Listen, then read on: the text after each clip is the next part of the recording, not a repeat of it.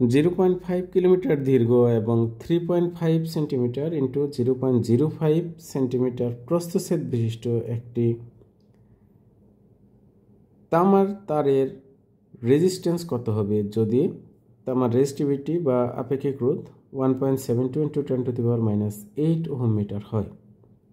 এক্ষেত্রে লক্ষ্য করুন, আমরা সর্বপ্রথমেই যে কাজটি করেছি তা হচ্ছে প্রত্যেকটি একককে আমরা একই এককে কনভার্ট করে নিয়ে এসেছি। দেখেন এখানে আছে কিলোমিটার, আমরা 1000 দ্বারা গুণ করে মিটার করে নিলাম এল বা দীর্ঘকে। প্রস্থচ্ছেদ আছে স্কোয়ার সেন্টিমিটারে রয়েছে, একে আমরা স্কোয়ার মিটারে কনভার্ট করে নিলাম। কিভাবে করতে হয় দেখেন, যেহেতু স্কোয়ার সেন্টিমিটার আছে, স্কোয়ার মিটারে করতে গেলে আপনাকে 2 বার 100 দ্বারা ভাগ দিতে হবে। 2 বার 100 দ্বারা মানে 10 স্কোয়ার ইন্টু 10 স্কোয়ার মানে 10⁴।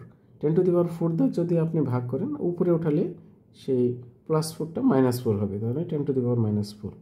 এবং আপেক্ষিক রোধের মানটা কিন্তু মিটারে দেওয়া আছে। এবারে যদি জাস্ট আমরা এই সূত্রটা বসিয়ে দিই, রোধের সূত্র R সমান ρ L/A, এবং মানগুলো বসিয়ে দিই 1.72 to 10⁻⁸, 500,